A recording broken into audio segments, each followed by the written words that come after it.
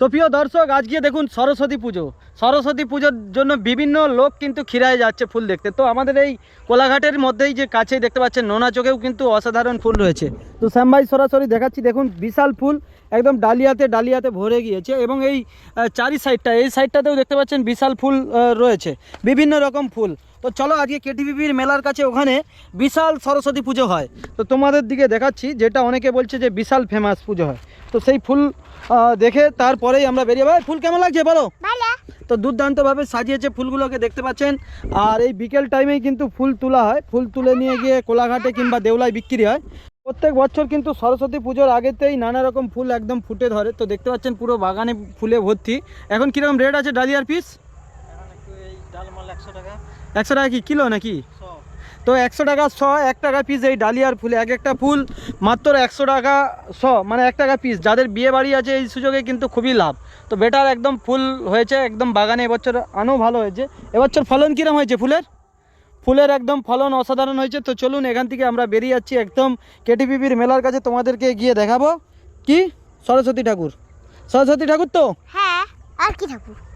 তো দর্শক বন্ধুরা, আমরা কিন্তু একদম দেউলার রাস্তায় উঠে পড়েছি শ্যাম ভাই।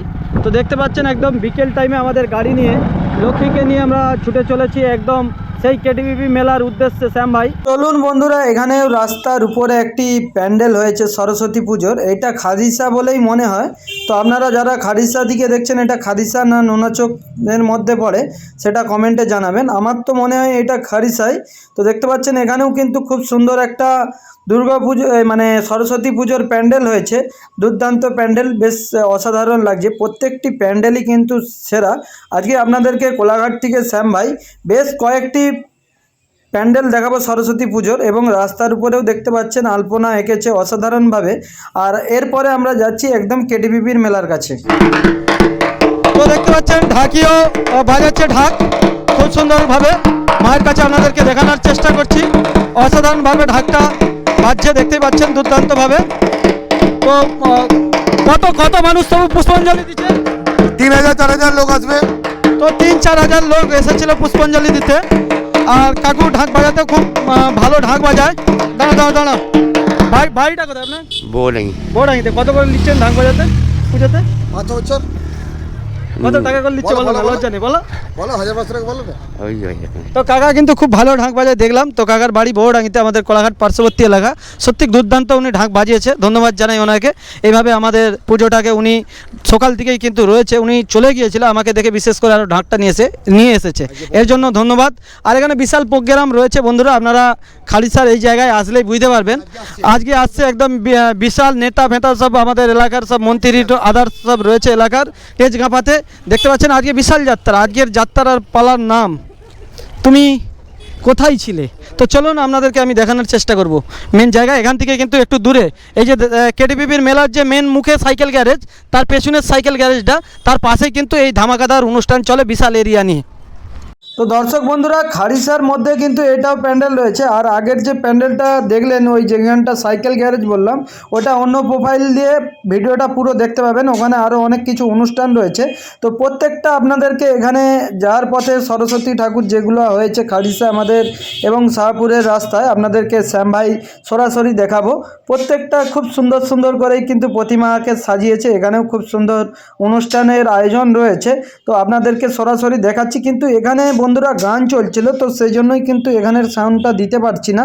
তো দেখতে পাচ্ছেন এই একটি দেখুন, এখানেও পুকুরের উপরে কি সুন্দরভাবে ভাইরা প্যান্ডেল করেছে। কমিটির সব ছোট ভাইরা প্যান্ডেল করেছে। এরাই কিন্তু আগামী দিনে বড় জায়গায় যাবে। যে এত ছোটোবেলা থেকে আমাদের কমিটির ভাইরা এইসব সদস্য, এরা যে এত মেহনত করে যে পুজোগুলো করেছে, সত্যি এদের দিকে ধন্যবাদ জানাই। এরাই আমাদের পরের জেনারেশন, এরাই কিন্তু আমাদের ধর্মটাকে আরও এগিয়ে নিয়ে যাবে। অসাধারণ লাগছে। তো চলুন এখান থেকে আমরা যাওয়ার পথে আমাদের কোলাঘাটে দেখতে পাচ্ছেন আরও একটি প্যান্ডেল, যেটা শাহপুরের মধ্যে রয়েছে। তো দুর্দান্তভাবে প্যান্ডেলটি লাইটিংয়ের কাজ করেছে। দেখতে পাচ্ছেন প্যান্ডেলের উপরটা কিন্তু ফাঁকা রয়েছে, কিন্তু খুব সুন্দরভাবেই প্যান্ডেলটা সাজিয়েছে। সমারোহ খুব ভালো লাগছে। আপনাদের কেমন লাগছে বন্ধুরা অবশ্যই জানাবেন। আর যদি পারেন একটু ভিডিওতে লাইক শেয়ার কমেন্ট করবেন। লাইক কমেন্ট করলে কি হয়, আরও ভিডিওগুলো বানাতে ভালো লাগে। শ্যাম ভাইয়ের ভিডিওটা যদি বন্ধুরা ভালো লাগে একটু কমেন্টে জানাবেন কোথা থেকে আপনারা আমাদের ভিডিওটা দেখছেন।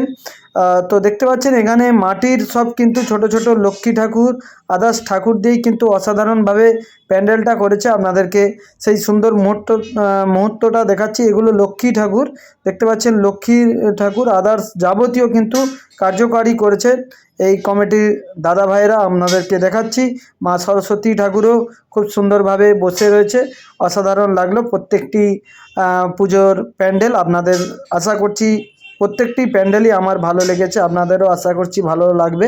তো বাচ্চা ছেলে মেয়েদেরকে নিয়ে গেলে রাস্তায় দেখে হাত ধরে পারাপার করবেন, কেন ছোট বাচ্চা যে কোনো মুহূর্তে ওরা বুঝে না, রাস্তার মধ্যে চলে যেতে পারে। তাই প্রত্যেকটা মানুষকে বলবো নিজেরা সাবধানে যান, নিজের কথা ভেবে নিজের পরিবারের কথা ভেবে রাস্তাঘাটে পারাপার করবেন, দেখে গাড়ি চালাবেন, এই অনুরোধ করব কোলাঘাটের শ্যাম ভাইয়ের পক্ষ থেকে।